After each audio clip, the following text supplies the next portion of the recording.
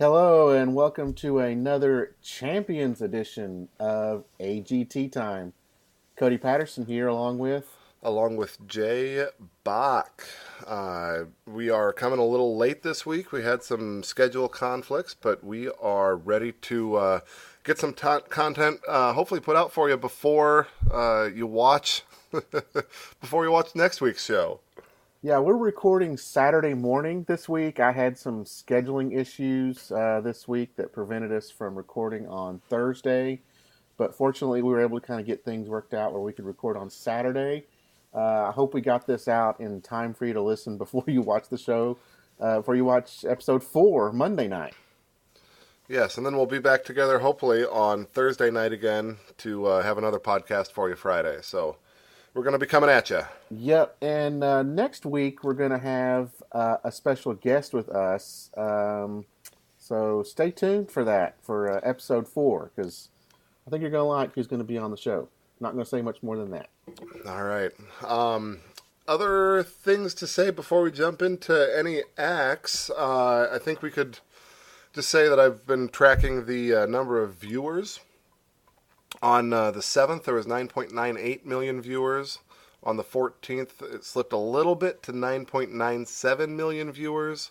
And then this last episode, it slipped to 9.70 was the numbers that I saw. I'm sure that there may be different numbers out there depending on where you look. But those were the numbers that I saw. So a small decline, which I think is pretty expected for a show like this.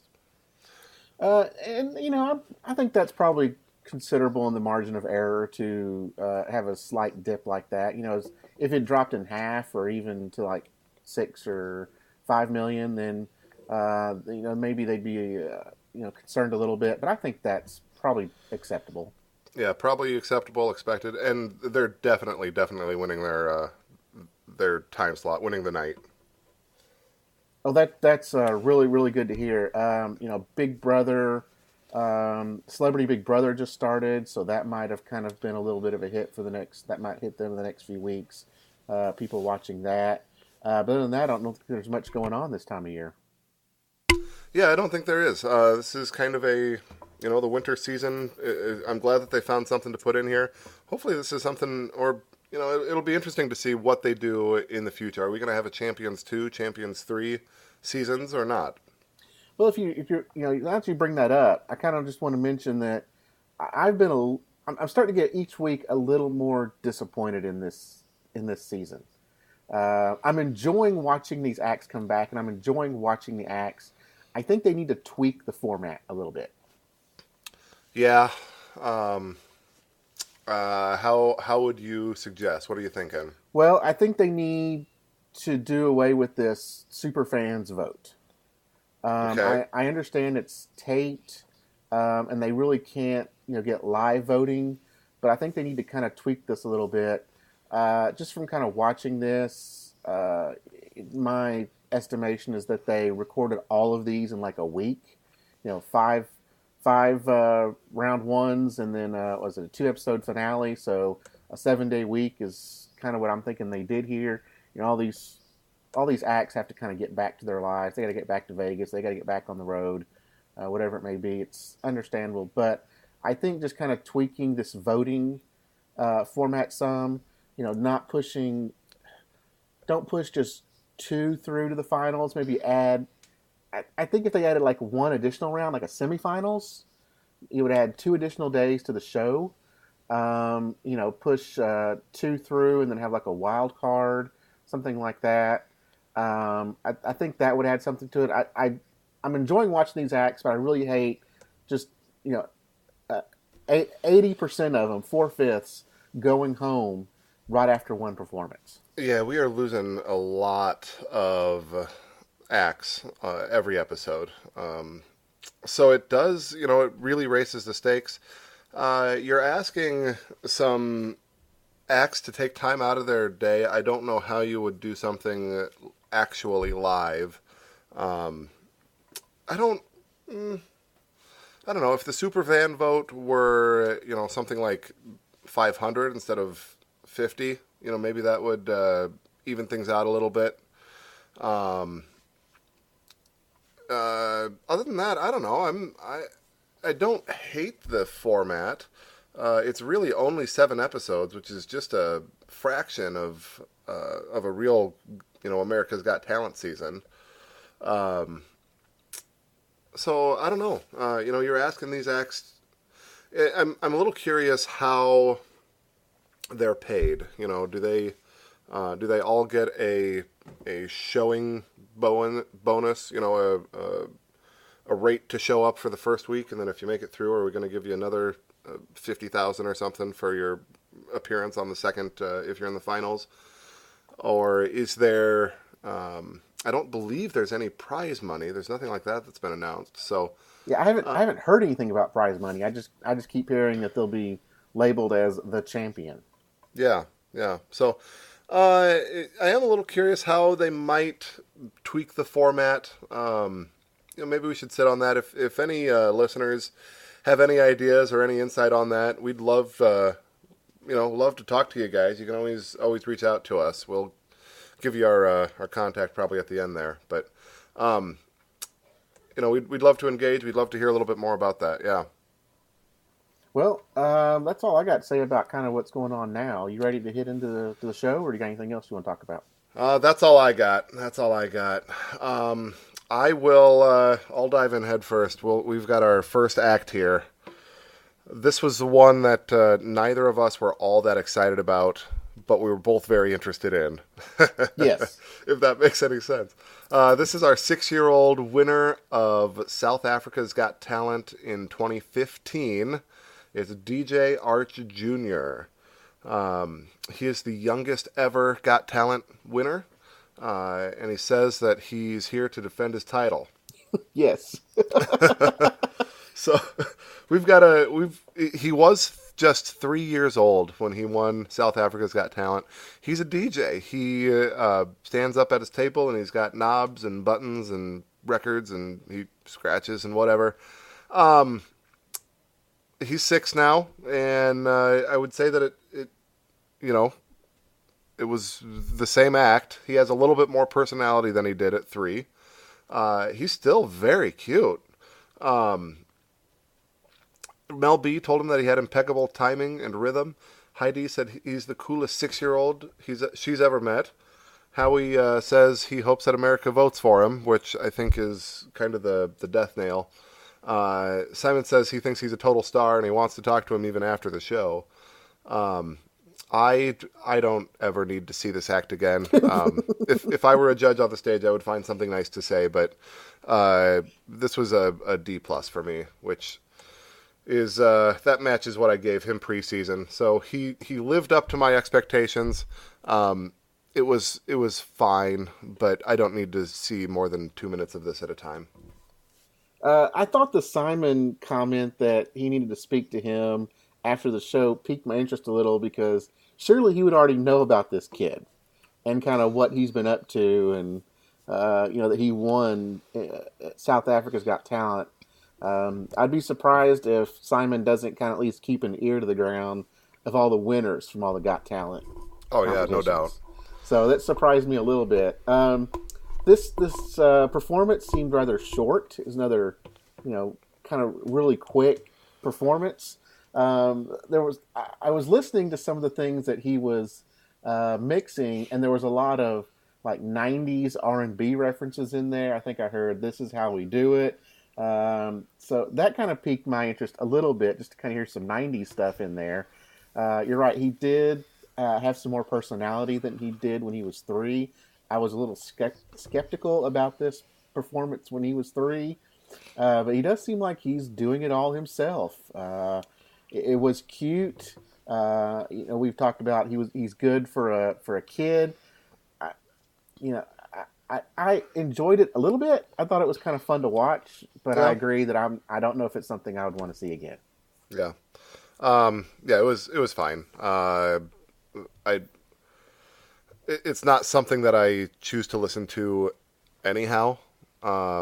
So, having it done by a 6-year-old, I honestly don't know if he's good or bad. This just isn't something that I have a lot of exposure to say, oh, he's really, very proficient at that, or no, he's not. But, with that, it's fine. I do appreciate novelty acts, and this is novel, but I don't think it's great. So we can, I think, move on from him. Yeah, absolutely. Because the next thing I thought was great.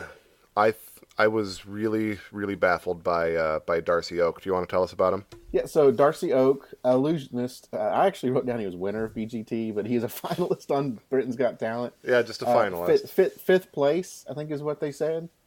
Sounds right. And we were, or at least I was fascinated by him when we watched him and talked about him in our preview episodes. This is one of the acts I was really excited to see. Jon Dorenbos is apparently a big fan of his. Yeah, that was kind of cool. He said he was going to defy the laws of gravity. Yeah. So yeah. he brought Howie on stage, and Howie got to pick a random person from the audience. Yeah, a guy named Doug. Yeah, a guy named Doug. Actually dressed very similarly to Howie, had the same white shoes on as Howie. I don't know if you noticed that. I did notice that. But, I did. Yeah, so, it's not like they were, different. They looked pretty much identical up there on the stage, which I thought was kind of funny. But, he got to pick someone random. Darcy didn't pick the random person. Then they had him lay down on some benches and hold a board up. Yep. Then Darcy invited Heidi up on the stage and had Heidi lay down on the board. Mm-hmm. And then they removed the board. And then Darcy had Howie and Doug lower their arms, and Heidi just floated in midair. Up above them. Yes. I was fascinated and blown away by this. I was fascinated. I really appreciate when I see a magic act that I just don't know how it's done. I've exposed myself to enough, how'd they do that magic shows and the Penn and Teller show Fool Us, that I get a pretty good idea of how a lot of this is done. I don't know how he pulled this one off. If I wanted to slow it down and watch it again and look for where is he diverting our attention, I might be able to figure something out. But it was darn impressive. I watched this again for a second time, and I was looking closely, but I didn't pause it or rewind or anything like that. Yeah. And I couldn't tell. And even with Howie up there and Heidi laying flat on her back, they were blown away. Yeah. I'm sure that Heidi understands what happened there, but she did not reveal that to us. It looked like she was really having fun. So, if I were to nitpick something, my guess about how this is done, it had something to do with the benches that she was over. When he waved his hand under her body, he walked up to her, and his belly button was at her armpit, and he reached over her arm to put his hand underneath her. So, there must be something about that spot where she was able to be held up or something. I'm not sure, but it was very cool. It was very, very impressive. I'll honestly say I've never seen anything like this. Yeah, I haven't seen. There's plenty of floating acts, things that happen, but usually there's some kind of riser backstage or something. This was well done. What'd you think of his stage presence? Because that's something that Simon was not really impressed with. I thought his showmanship was fine. I didn't see any problem with it. I felt it could have been a little bit longer.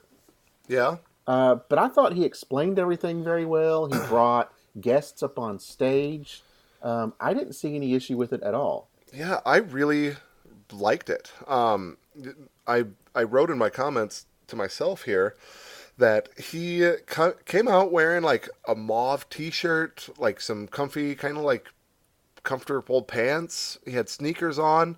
He was not this Siegfried and Roy, lions and gold and glitter, and it was just a guy, it felt comfortable, kind of like Jon Dorenbos does. I don't know if he was in any way intentionally emulating Jon's style with that, sort of comfortable, tell a story sort of thing. But I really appreciate this. Like, it doesn't feel like a big stage act production. It feels like a guy who's just going to do a cool trick. And I'm totally okay with that. Yeah, I'm totally okay with that too. I'd rather just be like a normal type guy. I don't need big flashy magic tricks with a lot of drama and all that. I want very simple magic tricks that make me believe that it's pure magic. It doesn't need to be fancy.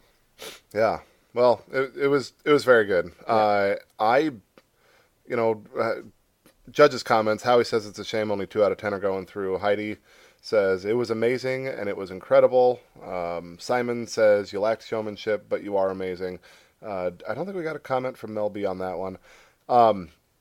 This is better than I expected, better than I feared. I gave him an A- for that act.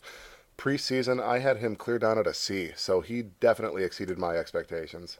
Well, good. And I did expect it to be a little bit longer. It felt, again, another act that felt short to me. But I was still just blown away by it. I thoroughly enjoyed this. Yeah. No, I'd be interested to put a stopwatch on these and see, are some of them getting a little more time, or are they all just the same, and it's our perceptions that are seeing the different lengths of act? Is it... Yeah, maybe we should take a look at that. Yeah, it's a good call. Sounds like you got homework for next week. All right. I won't go back and do all the previous acts, but maybe going forward I'll try and put a timestamp on it. Well, next we got Angelica Hale. We got Angelica Hale. This is our season, what was that, 12? 12, yep. Second place to Darcy Lynn Farmer. First place runner-up to Darcy Lynn Farmer. She is a singer, a good singer. She's cute. She, in her video package, they remind us she had a kidney transplant at the age of 4. Her kidney donor was her mother.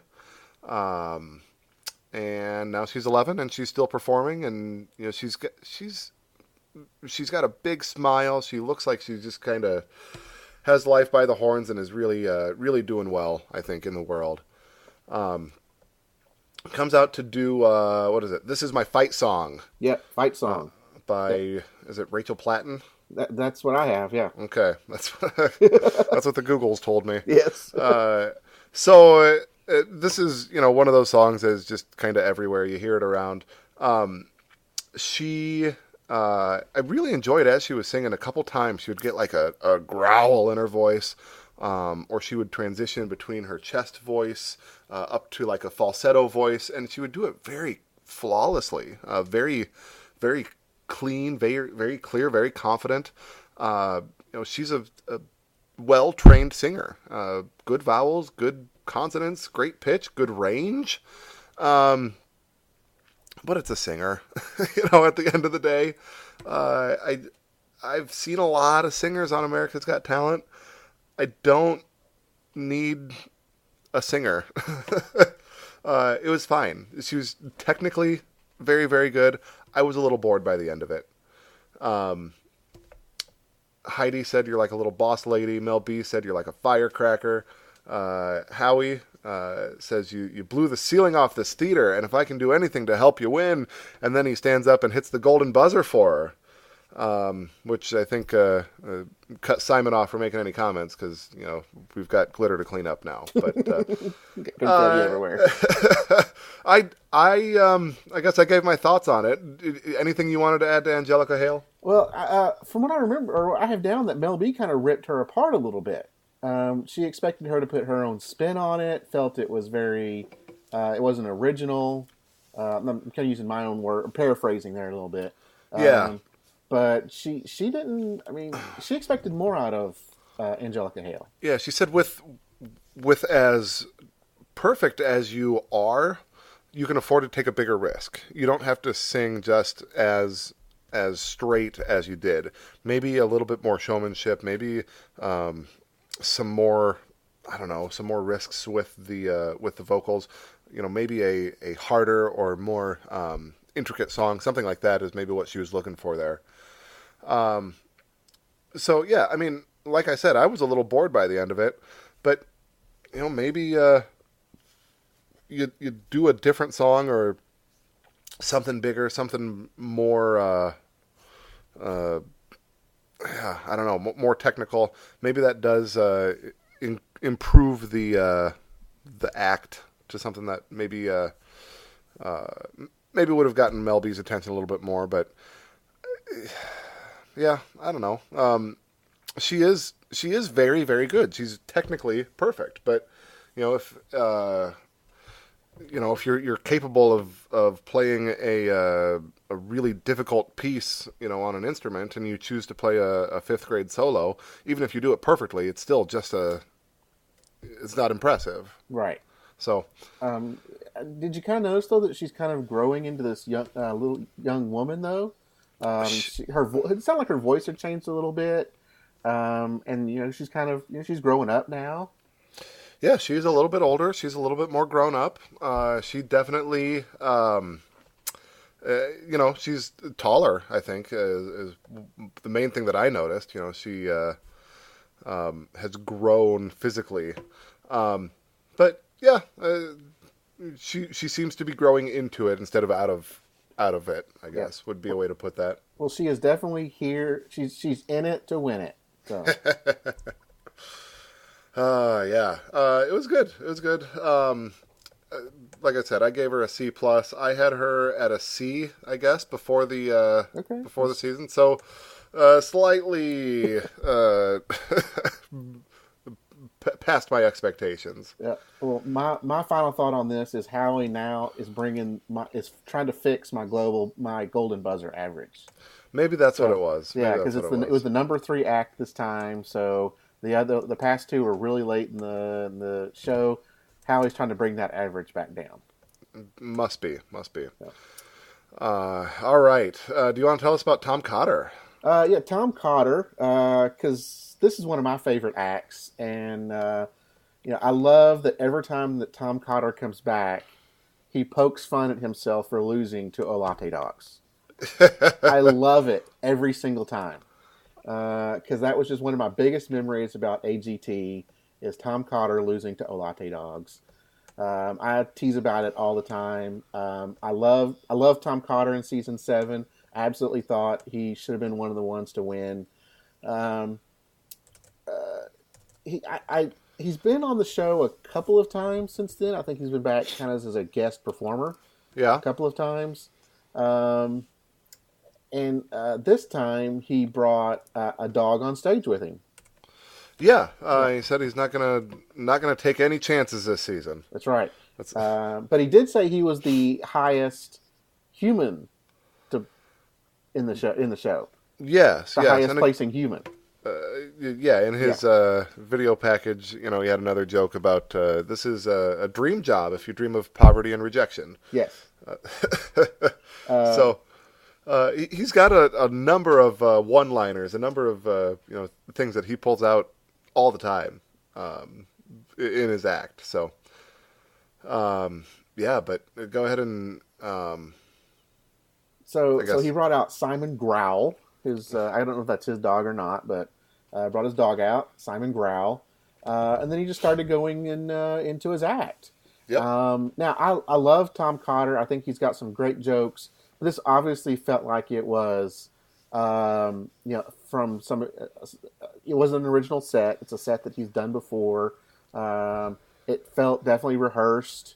Didn't feel like it was aimed directly at AGT. He didn't poke a lot of fun at other than talking about Latte Dogs when he was interacting with the judges. He didn't talk much about being on the show or the judges or anything like that, which I really enjoy when they kind of poke fun at the show itself. Yeah. Now some of the jokes, Simon not impressed. He wasn't, and the material wasn't necessarily all that fresh. No, it didn't feel fresh. A lot of, hey, we had, this is pregnancy and this is having kids, and a lot of, kind of hackneyed jokes. Old, we've seen them before. Talks about, we were pregnant with twins, and in the first trimester there was a lot of crying and vomiting. Also, my wife had a rough time too. It's sort of that I don't know, is it sort of that delivery? I'm setting you up for me to think for you to think I'm going to say one thing, and then I twist it at the end and tell you the other thing. But a lot of times, once you sort of see that's where he's going, like, oh, I know where this twist is. Oh, I know what that twist is. So, he ended up getting that buzzer from Simon. That was a big shocker. I'm a little disappointed, yeah. I don't think this is something that deserved to say, hey, I don't want this on my stage, if that's the message that the buzzer sends. But, after he got buzzed, it took him a second to regain his composure. He finished his set and, gave his thanks. But, Simon said it was just ordinary. Heidi says she totally disagreed with Simon, and she loved the delivery. So that's, sort of a subjective thing, right? What are you looking for in your comedian? Do you want, like, the setup, punchline, setup, punchline, setup, punchline, or do you want a larger-than-life caricature? Do you want the Preacher Lawsons and the Vicky Barbalaks that just have so much energy? I don't know. Howie says, you're a well-seasoned comic. Many people who love what you do, some that apparently don't. Tom, I think, takes a second to say, Simon, I still respect the hell out of you, which, I appreciate that he still was able to give a response. And then, I guess I gave him a B+. I said he absolutely did not deserve to get buzzed. But he's very different style than your Preacher Lawson and your Vicky Barbalak. He literally wears a suit when he's on stage. That's sort of his persona. He has a suit and a tie, and I think he had like a pink shirt on. He's not going to be a Preacher Lawson. He's going to be that seasoned professional, which I appreciate that. He hasn't changed that character at all.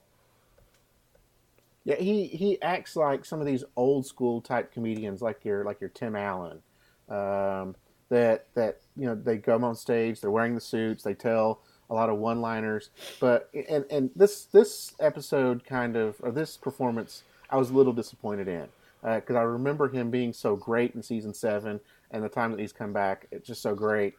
But I don't know if it was because of the edit. Again, another one that kind of felt a little short. It felt edited. He told some jokes. Simon buzzed him. He kind of stammered for a bit, told a few more, and then it's like all of a sudden it just ended. It didn't seem like there was any conclusion. And even when he stammered some, a great comedian knows how to react to something like that. He may not have, if he's performed in comedy clubs or small places, he's probably been heckled many, many, many, many times. No doubt. That's part of... that's just part of it. And to be able to react to something like that and recover, that's where your seasoned comedian comes in. It feels like he's been on stage in front of large audiences too much lately to know how to react to that anymore. And I think like your preachers or your Samuel J. Conroe or your Vicky Barbalak or any of those type people, they would then poke fun at being buzzed and mention something about it and completely change their, the rest of their set in order to react to what just happened there in the show. Yeah, I think that would be, he needed to have something better to respond to that instead of just ignore it. But, I guess a little bit disappointing. I'm more disappointed that Simon buzzed him than I am disappointed in the act. I gave him a B+. Okay.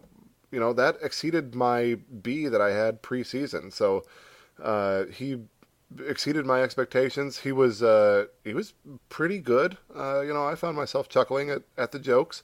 And I'm okay with maybe, because I'm a dad and I can appreciate dad jokes. I don't know, but but I enjoyed it.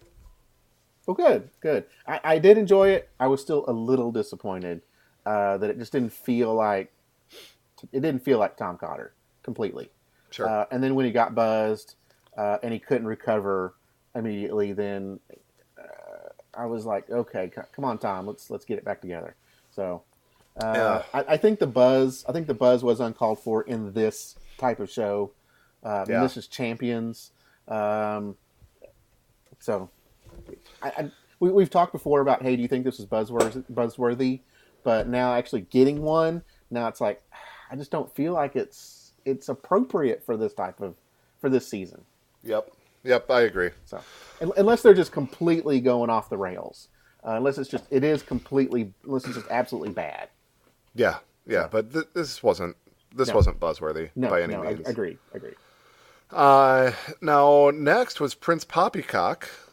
Clear back in 2010, season 5. He was our 4th place finisher. Simon said, what happened after he didn't win? And he said, the self-doubt that I have as Jon sort of creeps back in. But, that slips away when he is the Prince Poppycock character. He, I guess in the video package, we're reminded of all the, fantastic outfits and the thing that he brings, as Prince Poppycock. This was something that I was looking forward to. If if Tom Cotter is not larger than life, Prince Poppycock is. It's always these just fantastic outfits, and he has this European Victorian style about him. His face is always painted up, and he's got just lots of swirls and glitter and whatever in the makeup, and the costumes are always so elaborate. So, I was looking forward to seeing what he was going to bring. He comes out and he does Lady Gaga's, what is it, On the Edge of Glory? Yes. Yeah. Which I didn't recognize. The song at all? Right. I'm not a big Lady Gaga listener, so I didn't recognize it. It's kind of one of those songs that just sort of exists in my conscience, I guess. It's something that I hear enough that I was familiar that it was a thing. But, he starts out with his slow, sort of operatic style. It's what you would expect. And then he's, of course, going to stand up and ramp the song up, too. So he starts out with that slow operatic. He's like sitting on a throne. He's got a silver crown. It's a lot of white on stage, white and silver. At a certain point, he ramps it up and he starts moving around the stage, and he does a little dancing, maybe, as he's singing. He's got a microphone, a bedazzled microphone on a short microphone stand. Which it was like a quarter stand or something. Like a prop, I guess. Yeah. Something for him to interact with, maybe, while he moved. I didn't think that he looked very smooth or comfortable in his dancing. Agreed. I think it had a lot to do with the outfit he was wearing. Yeah, that could be. It kind of reminded me of Madonna when she did the Super Bowl halftime a while ago.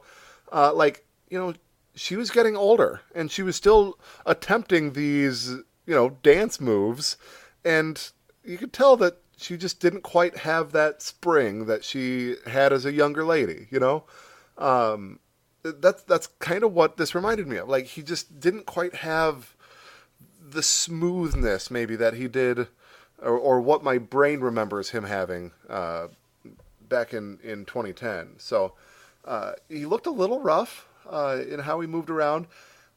And I also think that, Lady Gaga, she sort of does the same thing as Prince Poppycock, this larger than life, over the top character.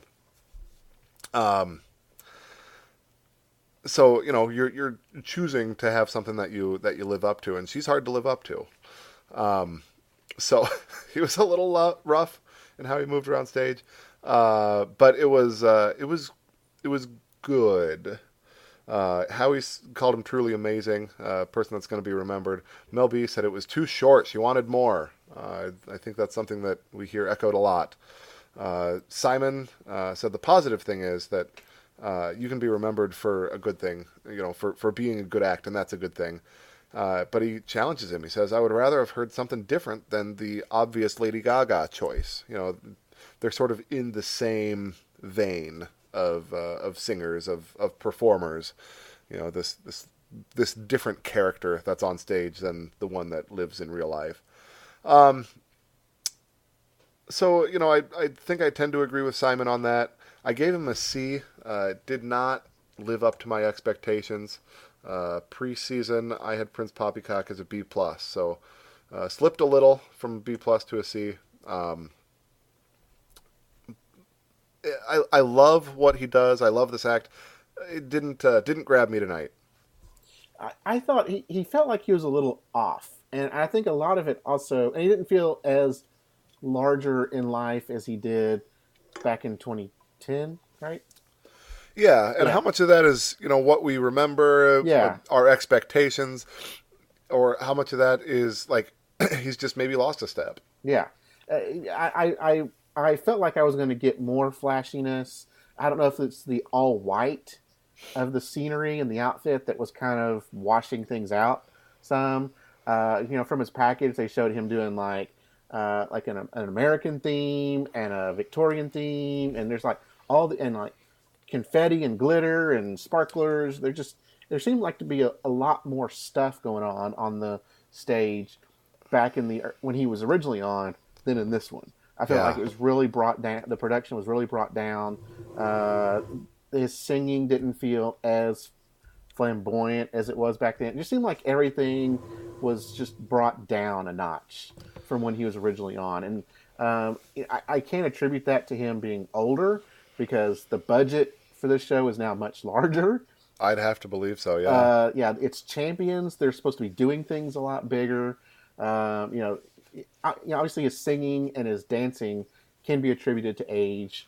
It's 8 years. From his package as well, and that was the other thing that kind of bothered me. It's these characters that we see on stage and on screen. Some are like puddles when they're in their makeup and in their outfits. I didn't really want to see him without it. It felt different. I was like, now I'm losing something. It does kind of ruin the illusion. It breaks the fourth wall or something. Right. And I know he wanted to kind of talk about what he was like beforehand, as history, what he is as a person. I know they were trying to bring in the person, but in this instance, I don't really. It's not that I don't care about the person. I want to see Prince Poppycock. I want to see him being interviewed in his makeup and in his garb. I want to see the character. Because that's what I'm watching. Fun. Yeah, and that's what we'll get, I'm sure, with Tapeface, right? Yes, his video package. We're not going to see whatever his real name is, and he's out in the world interacting. Yeah. No, we're going to see him being Tapeface, and he'll have, his facial reactions, and he'll be interacting, as Tapeface. So yeah, I enjoyed the Prince Poppycock stuff. It felt like it just wasn't as big as what we were wanting. Yeah. All right, you ready to talk about Ryan Stock and Amber Lynn? Absolutely, because I was waiting on them. They were season 11 on America's Got Talent. I think just quarterfinalists. Yes, that was surprising. They did not do great their season, but as they remind us in their banter with the judges, they did have that one act go wrong where she shot him in the neck with a flaming arrow. So so that happened. This banter with the judges, it felt very canned. Remind us of the accident that happened. Oh yeah, it was this thing where she shot me in the neck with a flaming arrow. Have you done that trick again? Oh no, we haven't done that trick again. So what act are you going to do tonight? Oh, we're going to do that same act tonight. Yeah, who didn't see that coming? Yeah. So that felt really kind of canned and really kind of forced. The thing about, so just so that we're all on the same page before we talk about this, the act itself, the thing that went wrong, he had a funnel or like a it's like a sword, but it's it's a hollow tube that flares out at the end. He puts this down his throat like a sword swallower. She, from the top of a ladder, shoots a crossbow with a flaming arrow at this target, maybe, there's 6-inch wide target. Yeah. That then the arrow is supposed to go into that funnel, and then he can take the funnel out of his throat and everything, and then that's that. So back in season 11, she missed, hit him just wide. It didn't look like it punctured any skin, but it was, a very memorable moment from America's Got Talent. Like the entire Got Talent franchise, I think, remembers that moment. Yes, that's probably one of their most memorable moments. Yeah. Yes. So that's that particular act, and I made myself a note, like, the worst case scenario is you get shot in the neck with a flaming arrow. The best case scenario is you get shot down the throat with a flaming arrow. Like, it's not. Well, there's a target on the front of that funnel thing. Right. So the point is it's going to hit the target. It's going to hit the target, and it's supposed to, 99. The chances of things going wrong, like, you don't do things that can go wrong. That's just not. That's not how danger acts are supposed to work. And of course, I'd like to say it's more the illusion of things going wrong. Yeah. You practice these things over and over and over and over, so that when it comes to reality, it's not something that ever happens on stage. But, whatever, the stars aligned, and they had that little hiccup back in their season. So in the act itself, they didn't just start right off with that. Do you want to tell us what else they did there? Yeah, I didn't write much of it down, but one thing that kind of he did a mousetrap. He put his tongue on a mousetrap. His tongue on a mousetrap, yep. And then they did the cinder blocks. Cinder blocks. So he put his teeth on a cinder block, and then she put another cinder block on his back, and she hit the one with a sledgehammer. Right, so between his head and his shoulders, she's smashed a cinder block, and I guess. If you look at the physics of it, that it's supposed to work, that it doesn't bust your teeth out. He had to have some kind of protection on his actual teeth, though, right? Yeah. Now, if you go back and look, he raises his head right as she hits the block. Does he? Okay. Yes. So they've got it timed, unless it was just coincidence. Yeah. They may have it timed where he just slightly raises his head when he knows that she's going to hit the block. Yep. Yeah. So, and at the very end, I saw him take a mouthpiece out. I don't know if that was in for that. They did have that little bit of humor where, he's got his mouth on a cinder block. She's got a cinder block, on the back of his head and between his shoulders. And they stop and they say, "Kids, stay in school." Stay in school. That's right. And then she goes ahead and breaks it with the cinder block. And then they get down to the act. He puts the funnel down his throat. She cocks the crossbow and climbs the ladder. She aims, and they did it. Commercial break. Oh yeah. And then we return from commercial break, and we get the flaming arrow, and she did it. The sword hits his throat. It's actually, or the arrow hits the funnel. This like steel wool is what they lit at the end of the arrow. So as it goes in the funnel, it gets pushed up to the end of the arrow, which leaves that flaming at the end of his mouth. It was good. I found myself rooting for them, which I think is what you want to have happen, right? That's maybe the emotion that we're looking for. Simon said they're nuts. They are nuts. Mel B said she couldn't watch it. Thanks for that, Mel B. She never can. She never can. Heidi said she's happy they're back. You're crazy and unique, but mainly crazy. What'd you think? I like them. I think that they're great together. I love the danger that they do. But a lot of this really felt like it was something they've done many times. Did they say they're performing in Vegas now? What are they doing now? I didn't get that written down. They may be. I think this is their full-time job. Yes, yeah, it is their full-time job. I'm just trying to remember where they're performing, but it did feel like, especially at the beginning when he was talking about the mousetrap. He's reciting something that he's rehearsed before.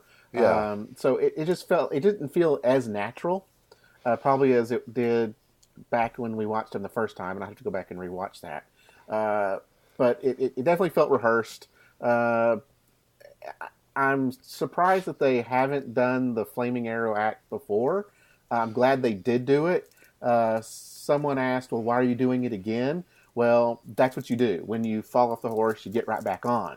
And we saw this with the ladder that we saw earlier a couple weeks ago. Yeah.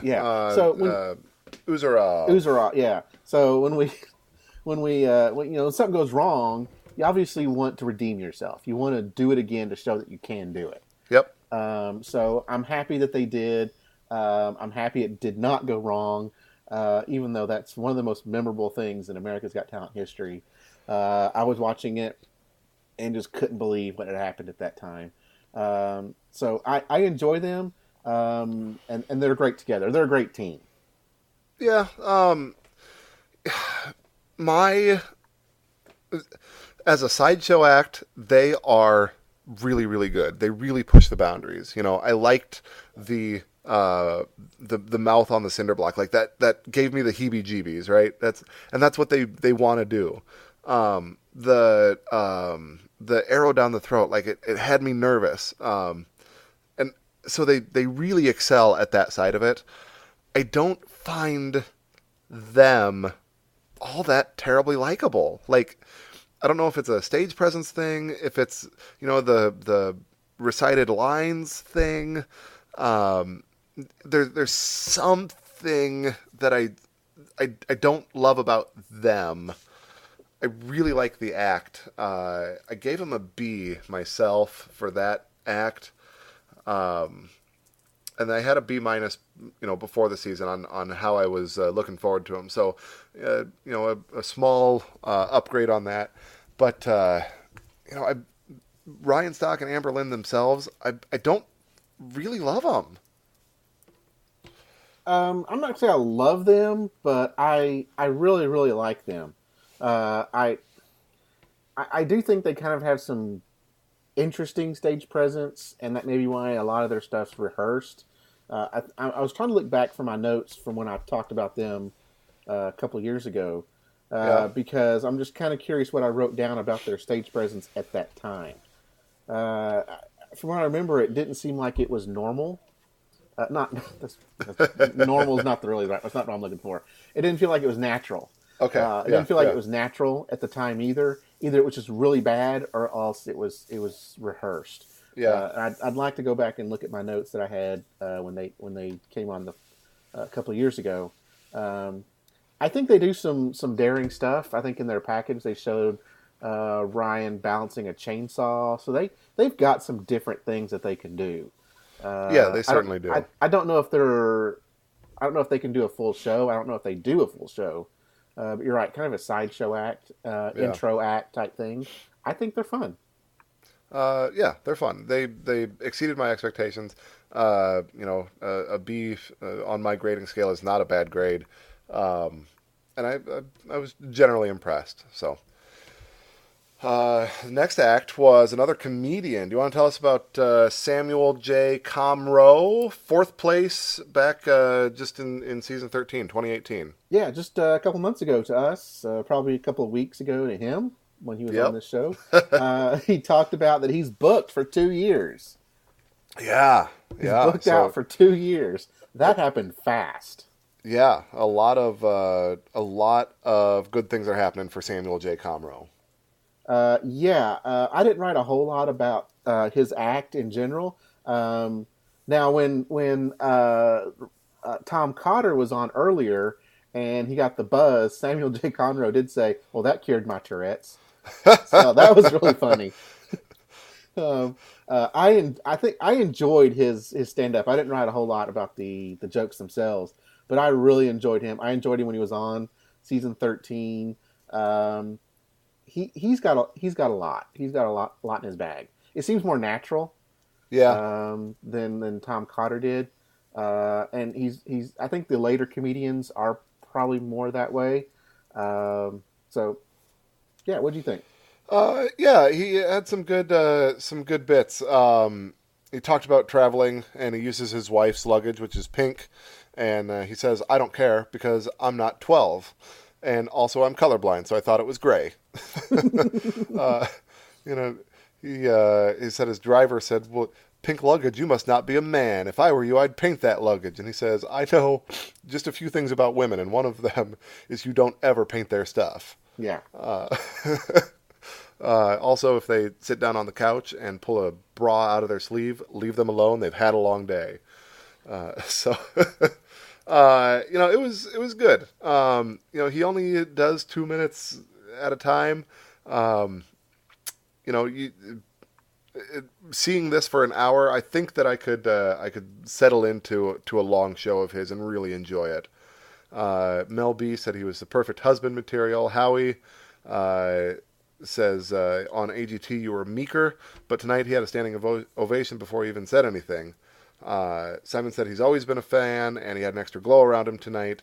I liked his set. I think he was the best comedian we've seen so far this series in Champions. Yeah, I mean, obviously Preacher went through. I think him and Preacher are kind of up there. You have him and Preacher, then you probably have Vicky, and then you have Tom Cotter as the comedians. So yeah, I don't know what to say. He did fantastic in 13. He did fantastic here. Yeah.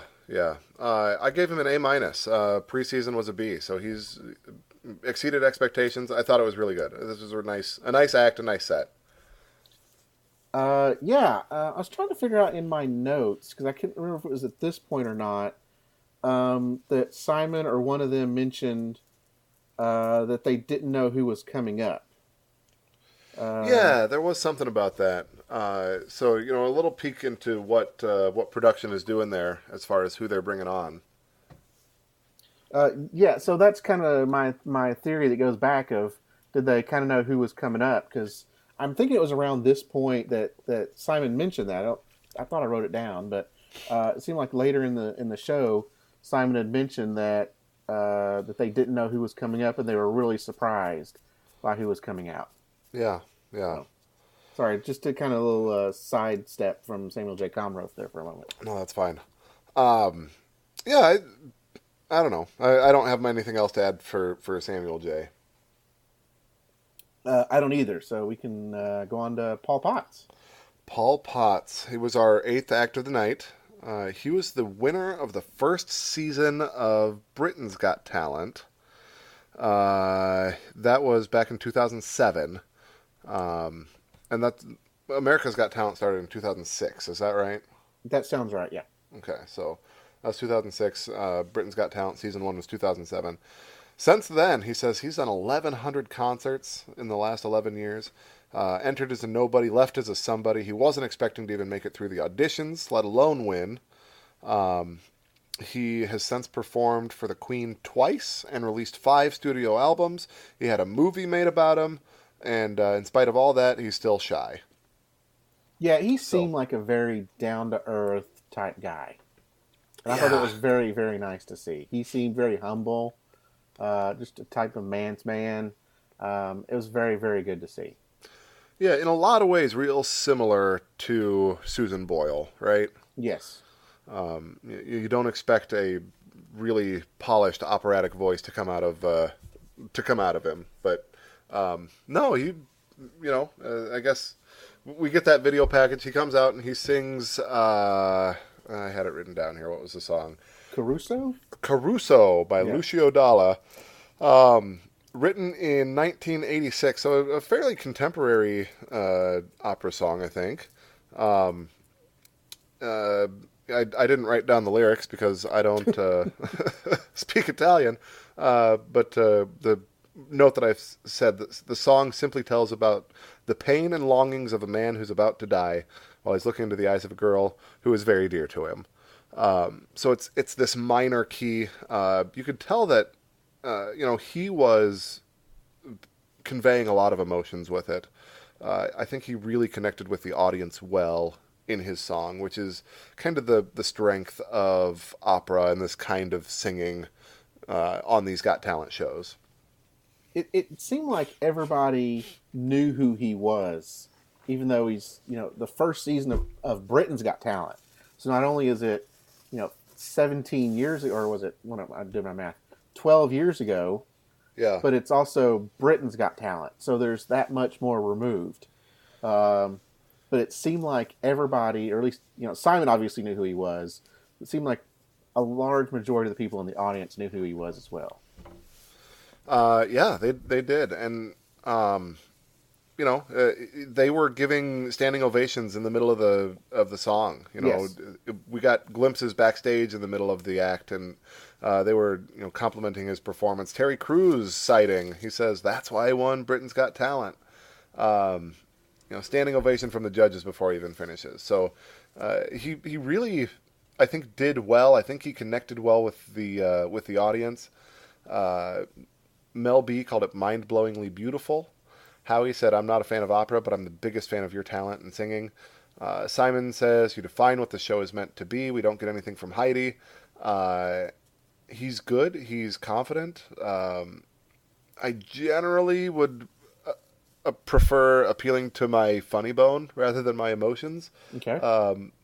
I gave him a B. It was Wow. good. It was a good act. He was a C- before the season, so he exceeded my expectations. Okay. I really enjoyed this. I was glued to the TV. I even my wife had never heard of him, so I was like, "You've got to see this guy." Okay. Opera is not her thing either, but still, just the power of his voice, and also just kind of his humbleness. He said early on he came in as nobody and left as somebody. So that just shows the impact this show has for a performer. Yeah, no doubt his life is so very different because of Britain's Got Talent. Yeah, yeah. I enjoyed it, and we'll talk more about him in a little bit. Yeah, he'll be making a comeback. Ninth act of the night. I'm sorry. Did you have anything else to say about him? No. That's all I have. Yep. Ninth act of the night was Jon Dorenbos. We get to see him connect with Terry Crews backstage, both former NFL players. Both former Eagles. Former Eagles even, yes. So did they ever play at the same time? I don't know the time frame on that. I don't think so. I want to think Terry was back in maybe the late 90s. I'd have to go back and double check. And he had a very short stint in the NFL. Yeah. And Jon Dorenbos played for like 12, 13 seasons. He had a long stint, but I don't think there was any overlap. Okay. In his video package, we learn about kind of what you had told us in the preseason about the emergency heart surgery he had following his physical, and so his football career was over. Yeah. And then we go back further. His father murdered his mother when he was just 12 years old. His father went to jail, of course, so right there he lost both his parents, which is just a really tough place to start from. He enjoyed magic. He enjoyed football. There were two different sides of his personality, two things that I think shaped who he is. So yeah, he then I guess we jump to his act from there. Do you want to give us the act, or do you want me to? No, go ahead. I just want to kind of say real quick that we heard a lot when he was on the show the first time. We would hear a lot about how about his parents. I mean, that's just something they talked about all the time. It's what impacted his choice to start doing card tricks and join the NFL. It really, really had an impact on the future of his adulthood. And we get to hear it again to this time. But it's just such a powerful thing to hear that one parent murdered another parent, and it just completely changes the way, changes the outlook of what his future is. Yeah, so I will. I'll give full disclosure here. When I I guess before I was podcasting about this, I would watch the acts, and I would fast forward my TiVo through the backstories. I'm really interested in the talent, not the feels, and not the backstories. And that's what I prefer to judge these acts on. But they're appealing to a wider audience than just me. I see why the backstories are important. I honestly hadn't watched much of Jon Dorenbos' backstory before this video package. I did not know that his parents, that he had that history. So, as I'm podcasting about it, and we, need to talk about the entire act, I'm definitely watching all of it. But, as I was going through this season, I generally fast-forwarded through all that stuff. Okay. Yeah, my wife kind of jokingly says that this show should be called America's Got Feels and not America's Got Talent, because a lot of people focus on the emotional aspect of the performances and not the talent aspect of the performances. I pay attention to both. I don't judge who should go through based on their backstory. I judge it based on the talent, but I still kind of enjoy knowing that. I mentioned earlier I don't want to know about the human Prince Poppycock or Jon. Yeah. I want to know about the character. But I think having just kind of hearing some of that, I still enjoy it a little bit. But I want to know the history of the character. I don't really want to know much about the person. I know it sounds a little cold, a little hard. No, but we're there to watch the character. So that's what I want to kind of. Like Tape Face. They joke around with Tape Face. They interview him. He just sits there. He does nothing. You interview Prince Poppycock, and he's flamboyant, and he's joking, and he's maybe doing some things in some falsetto singing or whatever. So I don't know, but we're talking about Jon Dorenbos a little bit. So if you want, we can jump into his act. Yeah, let's. The act itself. He comes up to the judges' table. Has a assistant. He's got this box that he comes behind the judges, and he has, he has Simon and Mel B and Heidi each take a word, a piece of paper with a word written on it out of the box. He has Howie, instead of taking just one, he takes a bunch of papers out, a fistful, and he sees that each paper is different, different color ink, different words. These were all apparently words written by the audience. And he says, Howie, we're going to play a game of tic-tac-toe. So he goes up on the stage, and he's got like this fiberglass tic-tac-toe board. So you can see through it. And Jon goes first. He puts an O in the middle, and Howie takes the top right. And then Jon plays so that Howie has to play to block him, and then... So we get our tic-tac-toe game, and then I guess the reveal at the end is that on the back side, he flips this tic-tac-toe board around on stage, and on the back side, instead of blank cards or whatever, we actually see Simon had written the word had the word courage written in blue. Was it Mel B had hard work in red, and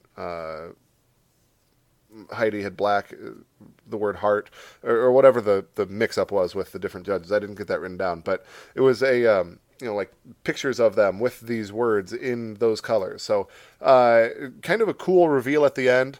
As far as magic, like if you watch how they played the game, he kind of forced Howie to play where Howie played. So he sort of predetermined how the tic-tac-toe board was going to get set up. Then it's just a matter of forcing those words into the judge's hands, which, with the box that they had, I'm sure, a false bottom or whatever it is. But, it made for a cool reveal. Howie says, "You're so much more than a magician. This is worthy of going into the finals." Simon said he wishes he had a golden buzzer. Mel B called him brilliant. Heidi says she loves the way he commands the stage. The magic was amazing. I didn't think the trick was great, like I said. But man, if I think Ryan Stock and Amber Lynn are not that likable, like Jon Dorenbos is so totally likable, right? Yes, absolutely. Yeah. He's got way better stage presence than pretty much every other performer that appeared on stage tonight. Yeah. So, like, just strictly on his likability, and, if it had been a better magic trick, I really would love to give this like an A+. But I gave it an A-, because, he does command the stage. He draws you in. You want to like him. You want to love him. So he was a B+ preseason, A- for this act. He was he's great on the stage. I'm sure that my talking about what he did in his act was leaves so much to be seen when he is actually on stage. Yeah, I was kind of thinking the same thing on the trick itself. I was thinking the same thing, that he was able to kind of determine where the tiles went. The only one that he's not able to determine is Howie's first tile. So he kind of has to make sure that Howie puts that first tile in the right spot. Yeah, and I don't know if there's, multiple cards that he could pick up at a time to do that, or if there's just some psychology he used to sort of force him to push it up there, or like, I think that's 9 times out of 10, if somebody takes the middle, the next person's going to take the top right. Like, that just feels like. That was going to be my question: is there some like strategy or philosophy or whatever for the game of tic-tac-toe where the odds are that people are gonna, if someone selects the middle square, that the next person is gonna pick the top left square. I was just curious if there was like some history or statistics behind that. Yeah, there must be, or these mentalists, they the way that they interact with you, the way that they sort of encourage one thing to happen, it must have been what happened there. But I don't know. That's the only real part of this that appeared to be out of his hands. Yeah. But it's a fun act. To go back to our previous magician, Darcy Oake. I felt like they had really kind of similar stage presence. Sort of that relaxed, comfortable, I'm not here to blow your mind away kind of act. It's just sort of a nice, comfortable, fun little act. Yeah. I will agree with you in some point that yes, he's more laid back, he's more casual, but I think he's also he's got much more energy than Darcy Oake. He's much louder. He's much he waves his arms more. I mean, he's not dramatized. He's not a big dramatic, but he's a great motivational speaker. He's got a lot of energy. He's just a big guy. So he's got all. He seems much more full of life today because of his heart after his heart surgery. He kept saying, "It's a great day to be alive." Yeah. He said that over and over and over, and he kept saying, "My man, my man, my man." So that's the kind of things I like about Jon Dorenbos is his energy. I would probably go see him do a motivational speaking type thing if he were in the area. Just because that's just because of who he is and the type of energy that he puts out. Whereas Darcy Oake, they're both very casual, but his was more intimate. It was I'm not sure what the word I'm looking for, but it was calmer. But they still are similar in that aspect, but John's got just way more energy.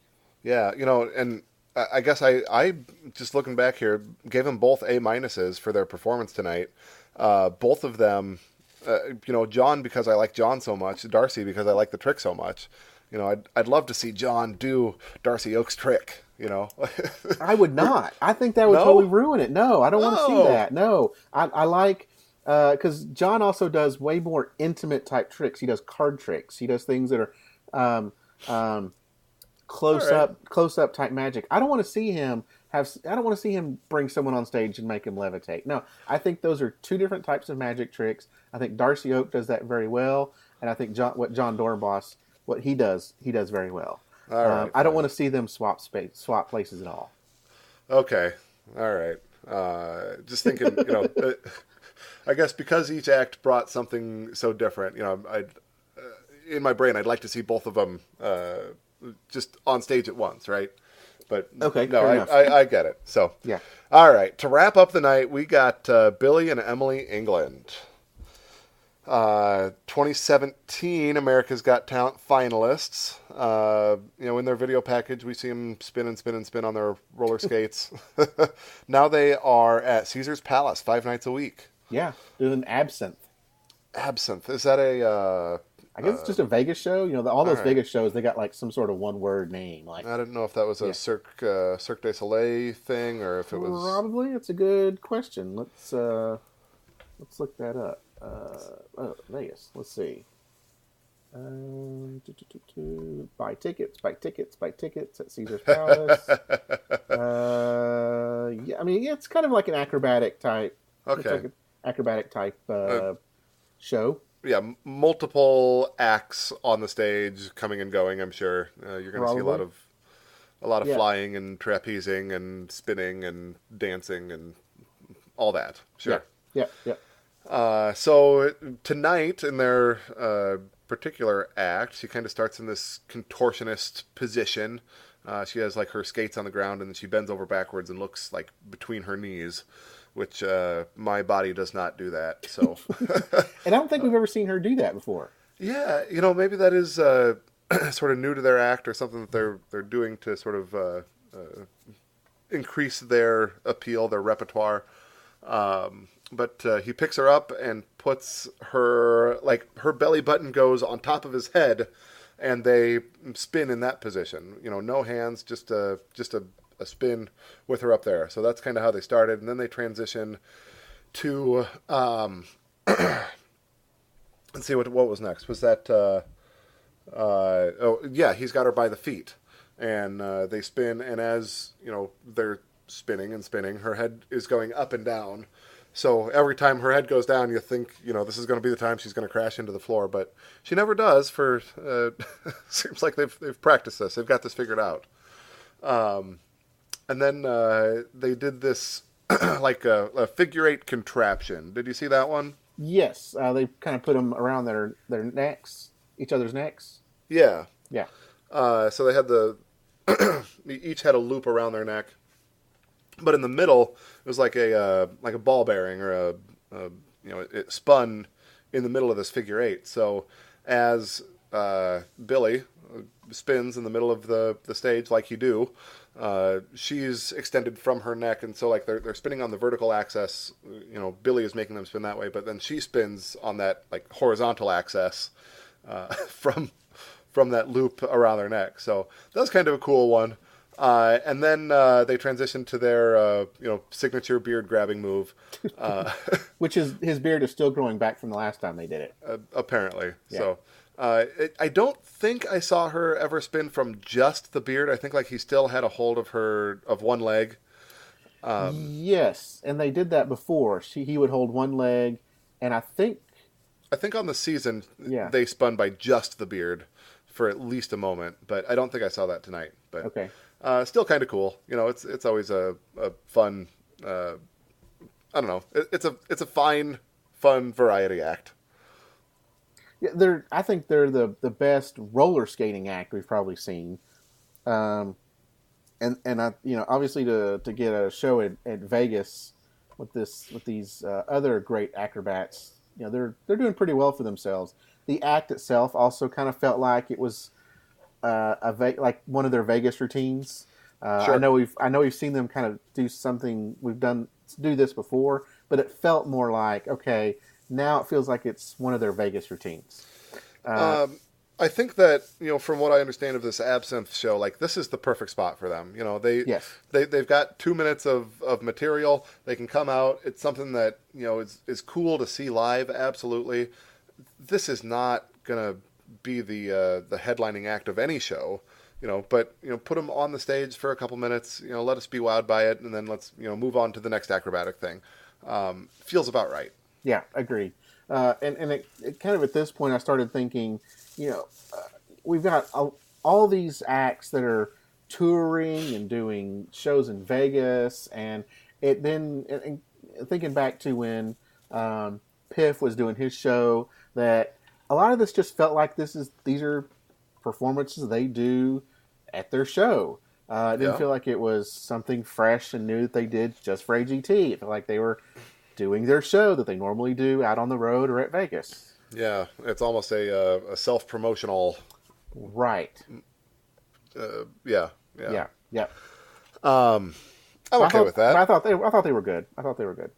Yeah, they were fine. I'm not sure. Are they a danger act? Are they a novelty act? Are they a variety act? Are they an acrobatic act? Like, I'm not exactly sure what they are. I would probably put them in the variety act. I don't think they're enough to be acrobatic. They probably could be considered a danger act because, one slip and they go off that pedestal, or she pulls out some beard hairs or something. It could be a danger act. I don't know. Yeah, they're kind of in between, which I don't know if that gives them more appeal or less appeal, but that's what they are. So, let's see, Billy and Emily, how'd they have them listed on that? They're just a roller skating duo is what I think Gold Derby had them listed as. So, they extreme were fun. rollerblade duo. That's all it says. Yep. Simon says they always take it a stage further. Mel B says they're very graceful. Howie says it's dangerous and amazing. Didn't get any comments from Heidi on that one. I appreciate the variety. I appreciate that they're consistent. It does kind of feel like just a one-trick pony. I'm not sure what else I want from them. I generally like the act. I gave them a B- for that act, which matches what I had preseason, a B-. So that's that. I mentioned that as well. I'm not sure what more. I've kind of considered them a one-trick pony as well. I enjoyed them when they were first on. I still kind of enjoy them. It's still dangerous. Heidi mentioned that she has all the best outfits, and I kind of agree. She has some pretty good outfits. So there's kind of that. And it's still dangerous, but it still feels a little weird to be brother sister act. But that's all. That's all. I guess, I don't have a problem with it being a brother sister act. They do what they do very well. Like, he's a attractive, well-built man, and she's an attractive, well-built woman. Like, you assume there's some kind of sexual tension there, but like, there doesn't have to be. The act itself sort of requires them to be flashy, and I'm okay with them being siblings who happen to do this together. Okay. But I can understand and appreciate the how it can make people uncomfortable. I'm going to choose to say that doesn't make me uncomfortable. It is what it is. So there you go. Fair enough. Yeah. All right. End of the show. Yeah. We already had Angelica Hale put through, so there's 9 acts left, looking for one spot. Before we do that, though, who would you have, if you hadn't given the golden buzzer to Angelica Hale, who would you have given it to? Oh, my golden buzzer would be... Well, my highest grades were given to Darcy Oake, Samuel J. Comroe, and Jon Dorenbos. They all 3 had an A-. I think... Man. I think that I would go with Jon Dorenbos. I probably would as well. I was thinking Samuel J. Comroe, but we already have Preacher Lawson going through. Yeah. So I probably would have given it to Jon Dorenbos just to kind of let a magician go through. Yeah, I'd like to see a magician in the finals. I appreciate variety, and we've had a lot of singers so far going through. Yes, so we're getting ready to cover all that, but so far, 4 of the 6 that have gone through have been singers. Yeah, that's plenty. Yeah. So yeah, I think Jon Dorenbos would have been my number one. My top three would probably be Jon Dorenbos, Darcy Oake, and Samuel J. Comroe. Agreed. So why don't you give us who America, or at least the superfans, thought were their top three? America's superfans put through, it's actually just the last three acts that we saw. Paul Potts, Jon Dorenbos, and Billy and Emily England. The acts that performed 8th, 9th, and 10th on the night. So I thought that was maybe interesting. Like, do we have just a short attention span and, as we're removed from those earlier acts, we just forget that they were up there? I don't know. I did feel that the acts got stronger throughout the night. I mean, obviously we started with a 6-year-old. I mean, Darcy Oake was pretty good. Tom Cotter did all right. But I felt after, like, Prince Poppycock or maybe, Ryan Stock, I thought it got much better after that. They seem to have stacked the later half, the second half of the show, much higher than the first half. Yeah, that's very possible. Yeah. So those were the top three. They tell us that third place is Jon Dorenbos. So at this point, I'm thinking with Billy and Emily England and Paul Potts, it's real likely that Paul Potts is going through, and he does. Yeah. So he is America's 50 Superfans pick. What's that again?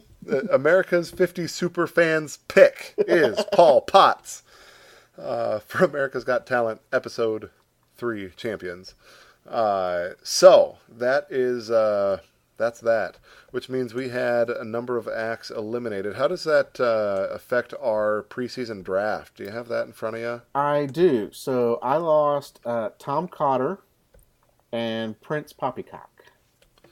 You lost Tom Cotter and Prince Poppycock. I lost nobody. Didn't lose anybody. Nope. I also had nobody advance. No. Maybe that's why I was maybe less high on this week. Last week I had... 3 of my top 10 in the episode. This time I had 0 of my top 10 in the episode, which I don't think bodes well for for the next couple weeks here. But yeah, so you're loaded for the last 2 weeks of this preliminary, this first round. I've got just 4 left. You've got 6 left. Yeah. Okay. Well, we'll see how they pan out here. Next week, I've got our list as Brian Justin Crum, a singer from 2011. Who I've got?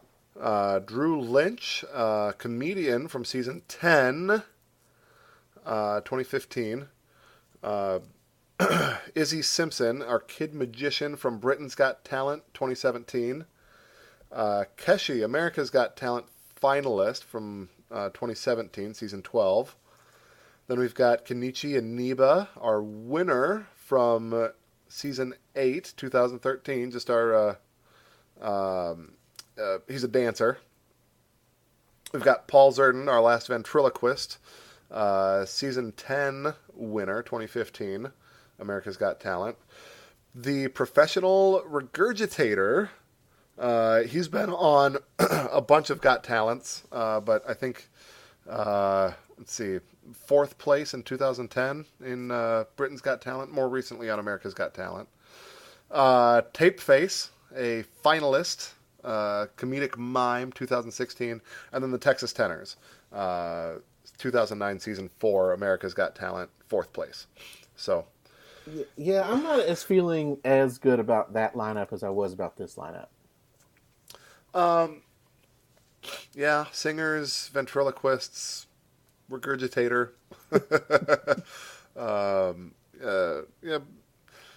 Yeah, I feel like maybe this one is just on general. Maybe I'm not as excited about that. I guess that would tell us who our last week of previews would be.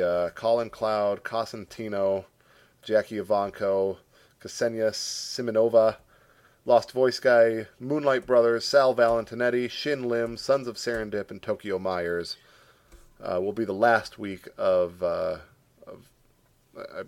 guess these first 50 acts. Yeah. See, I'm way more excited about week 5 than I am about week 4. Yeah, and maybe that'll ramp up into the finals really well for us. So, yep. Yeah, we've yet to learn how they're going to do these last 10 acts in the last 2 weeks. I wonder if that second to last episode will be maybe some wild card spots if they bring in the next 10 acts or the next 10 vote getters and give them one more shot at finals. I don't know. But I don't know either. I feel like they're eliminating these so fast. Maybe we're going to see some of these come back up. I'm not sure. I hope so. I hope so. Yeah. I'm getting tired. That's one of the things that's really disappointing me is kind of these one and done where these wonderful, wonderful acts are getting performed one time and then we're not seeing them again. Yeah. So that's what we got coming up on these last 2 weeks. Should be a lot of fun. Man, that's the end of my notes. Do you have anything else left to?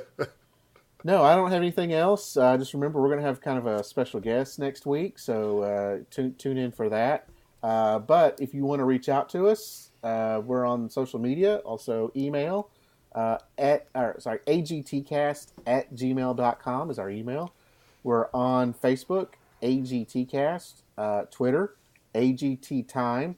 Each of us is on Twitter as well, so I'm at Cody L. Patterson. And I'm at One Man Bander. And we'll see you guys next week. Yep. Bye. Bye.